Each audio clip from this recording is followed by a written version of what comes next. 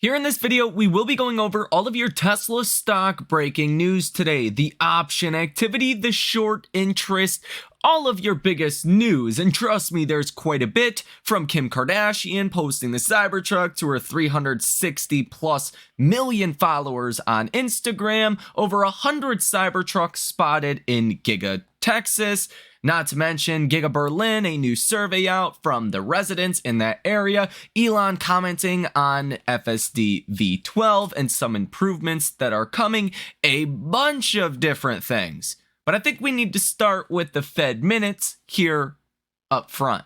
The Fed minutes were a little bit of a mixed bag, some good, some bad. And precisely at the time you guys are watching this video, NVIDIA earnings are coming out, and we'll go over them in depth at 8 p.m. tonight. As I have previously mentioned, if NVIDIA falls a lot, that's probably bad news for the general markets. If NVIDIA falls a little bit, that's probably good news for Tesla, and again, we'll go over that at 8 p.m. tonight and what my expectations are going forward. But let's start with these Fed minutes that came out at 2 p.m. today, Eastern Standard Time. Minutes say some policymakers said slowing the pace of balance sheet runoff could help smooth transitions to ample levels of reserves and could allow balance sheet runoff to continue for longer. What they're essentially referencing here is the overnight reverse repurchase agreement market. The excess liquidity that banks have is starting to run down, and a lot of this is because the banks are essentially the ones that are forced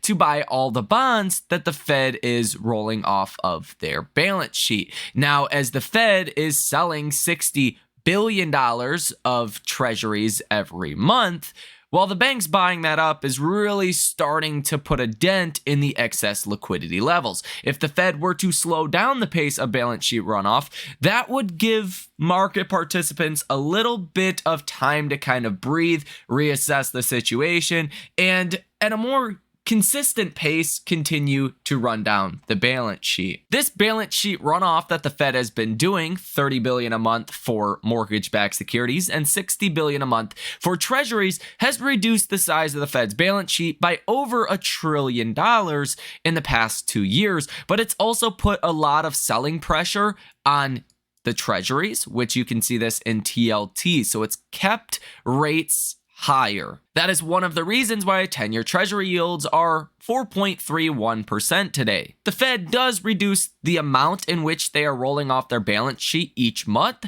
That should lower 10-year treasuries, and that would be accommodative to the markets. The Fed minutes also say that there is some weight on the chance that further progress on lowering inflation could take longer than expected. The Fed staff also saw risks to the economic forecast skewed to the downside. So in other words, the risk here is that the economy gets worse rather than reaccelerates, which is actually quite contrary to the data that we have seen over the past couple of months. Besides the retail sales number that came out last week as a big disappointment, coming in at negative 0.8% when the estimate was 0.1%, you've actually seen the economy holding up better than expected. So this is a little strange from the Fed minutes today. And as I previously mentioned, the Fed minutes says, noting reductions in overnight reverse repo usage, many officials said it would be appropriate to start in-depth balance sheet reductions at the next meeting. Now, we're currently running off $60 billion a month in treasuries from the Fed's balance sheet. If that were to drop to, let's say, $20 billion or $10 billion, that would probably be really good news for the bond market. It's hard to say what investors are pricing in for a reduction in balance sheet runoff. Are they pricing in 40 billion, 30 billion, 20 billion? It's hard to say, but I'm sure that number is going to be 20, maybe 10 billion, just to allow the Fed to be able to run off the balance sheet for a long time. Officials highlighted uncertainty around how long restrictive policy stance would be needed. The staff economic outlook was slightly stronger than the December projection. This was kind of bearish today in the Fed minutes. It says policymakers generally noted they did not see it as appropriate to lower funds rate until gaining greater confidence in inflation moving sustainably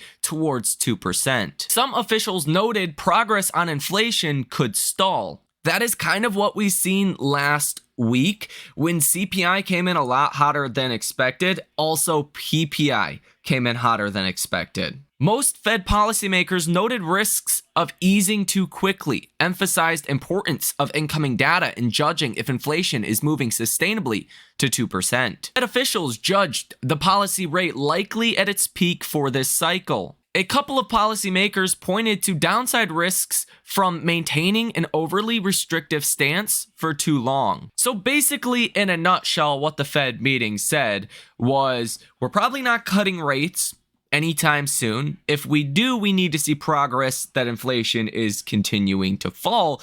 But they did throw the markets a little bit of a bullish bone as well. They said we should start in-depth talks about reducing the pace of the balance sheet runoff. So that's essentially saying at the next meeting, you're going to know a lot more about what the pace of balance sheet reduction is going to be, which that is called quantitative easing or quantitative tightening. Right now it's QT, quantitative tightening. Quantitative easing is when the Fed is actually buying bonds, but this is a form of easing as well when quantitative tightening just gets relaxed a little bit. When they're not tightening as much, they're not selling as many bonds onto the markets from their balance sheet. Again, we're at $60 billion a month in treasuries right now. Does that drop to $40 billion? Does that drop to $20 billion?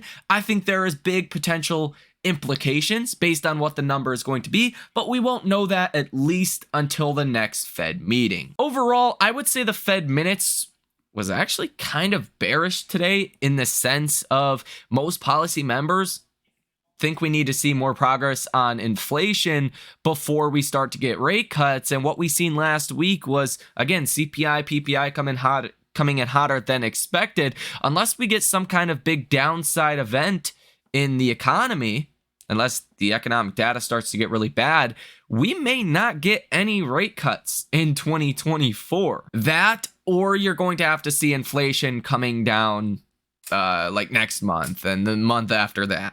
But as long as the economy continues to hold up and inflation is kind of stubborn and persistent here, yeah, no rate cuts could be a possibility in 2024. Despite all of this volatility today, Tesla stock was actually up about 2% at one point today.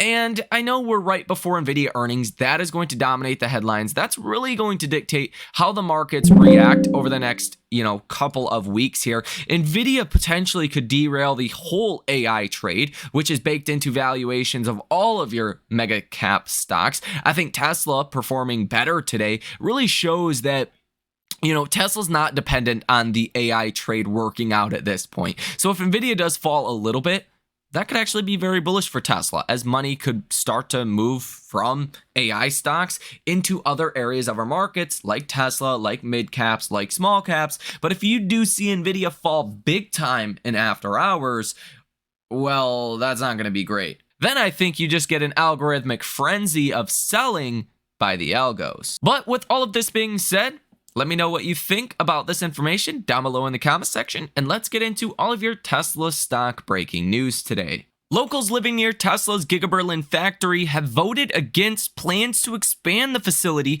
in a non-binding public survey consulted by local authorities. There were about 3,500 votes against and about 1,900 in favor, equating to a turnout of about 70%. The representatives of Grünheide still have to decide on the development plan. They are the ones that make the ultimate yes or no decision, but this voting process done by local residents does go into account. At this point, Tesla should just say, hey, we're not going to be able to expand Giga Berlin, and stop trying. This is like the 5th vote to expand Giga Berlin that has still not went through. Apparently, you can now find used Tesla Model S Plaids for around $60,000. A lot of your 2021 variants with anywhere from 50 to 100,000 miles. Stellantis does not want to buy regulatory emission credits from Tesla any longer, and the company says its new strategy will eliminate buying emission credits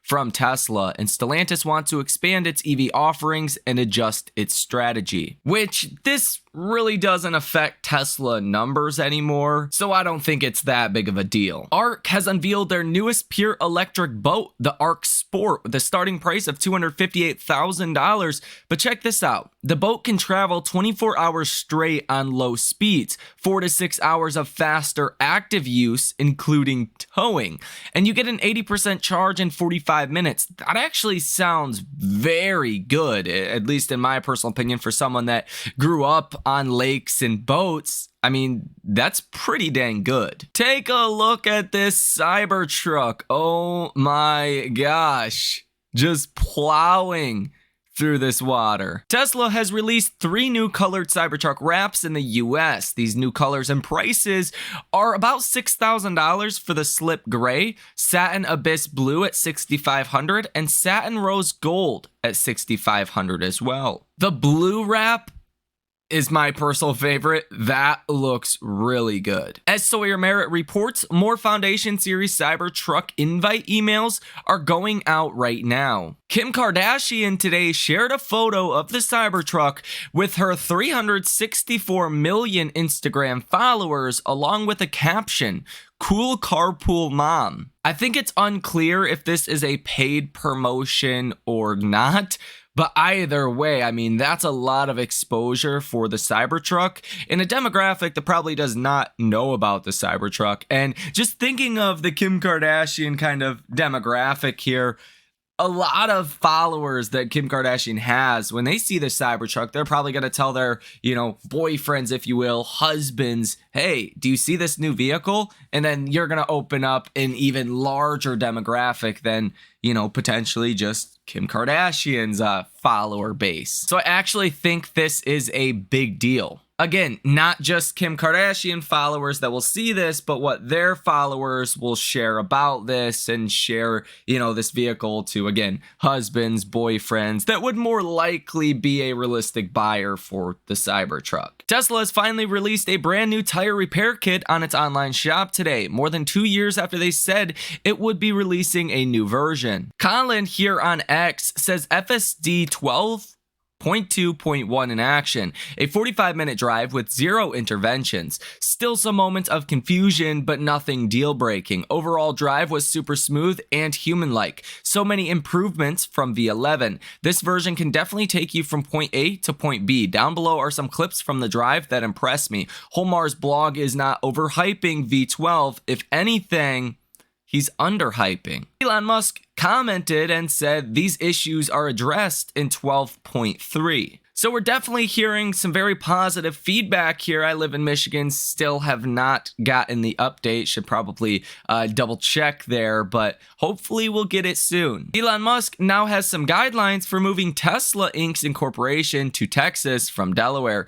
thanks to a Tuesday decision in a lawsuit finding that TripAdvisor can reincorporate in Nevada. GM said today the automaker's Cadillac Lyriq is again eligible for a US $7,500 electric vehicle tax credit after a battery sourcing change to address 2 minor components. Synth robot lawnmowers are adopting Tesla's charging standard. This is very cool.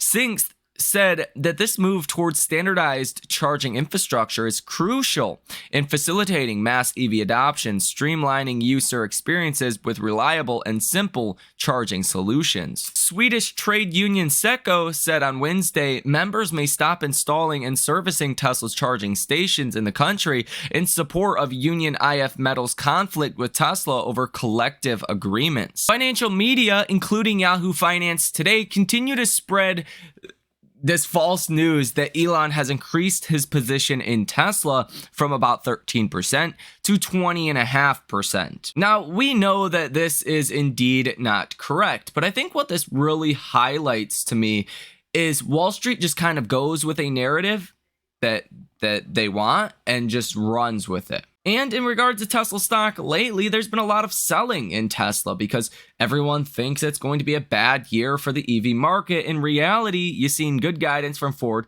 good guidance from GM, and we'll see what Rivian and Lucid have to say today. But I think Tesla's priced for bad things. in 2024. Even beyond that, I like to think about AI because I don't think AI is necessarily a bubble. I do think AI investment will continue to grow, and I think the areas will change. For an example, right now it's all about GPUs, really the hardware providers to create real world AI or allow real world AI to be operational and functional. When I think about what companies are actually looking to provide real world use cases for AI, I can think of no one better than Tesla in terms of Optimus and, just scalable robots in general. Or I think about FSD. Every household in the US and in the world essentially could benefit from those two things. When I think of like a Palantir, I think of a Microsoft, some of these products, large language models.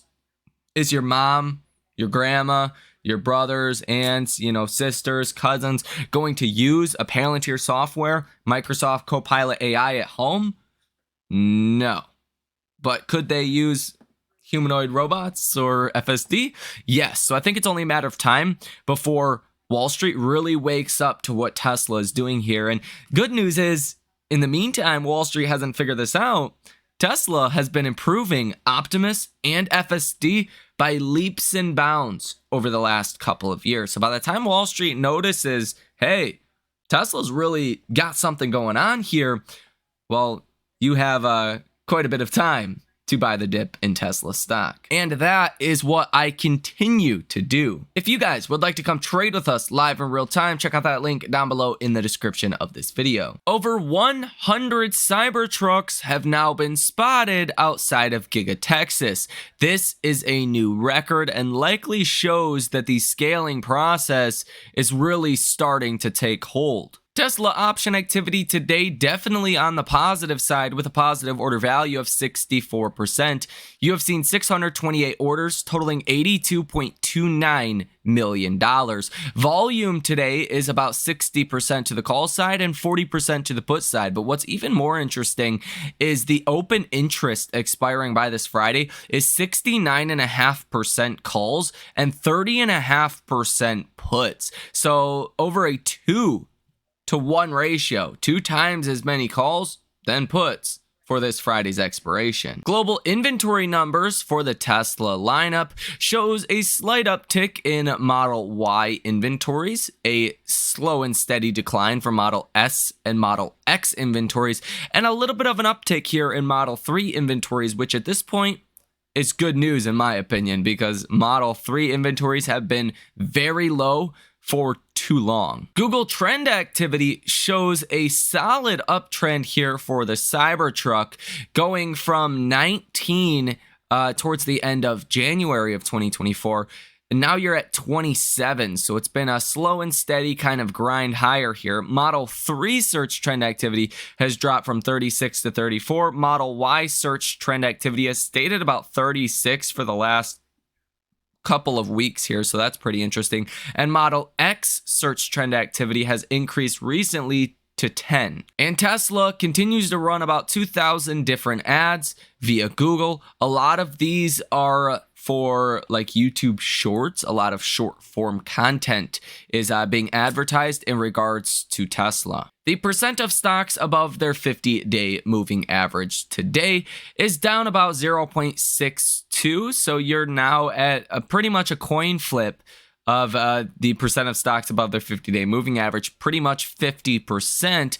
Yeah, this is not a great number. Sentiment today in Tesla via StockTwits is 53. That is categorized as neutral. 1 day ago, it was bearish at 41. Message volume is 50 today. That is normal. Yesterday, it was low at 41. And the participation ratio today continues to creep higher, now at 56, which is categorized as high. That means more people are talking about Tesla stock today. Tesla currently has a short interest of 3.28% and a dollar amount that is currently sold short of 17.58 billion. So that is going to do it for this video. Let me know what you think about this information down below in the comment section. Make sure you join us coming at 8 p.m. tonight to go over NVIDIA results and what this means for Tesla stock and the broad markets. Thanks for watching. Enjoy the rest of your day. If you guys want to come trade with us live in real time as well, check out the link down below in the description of this video,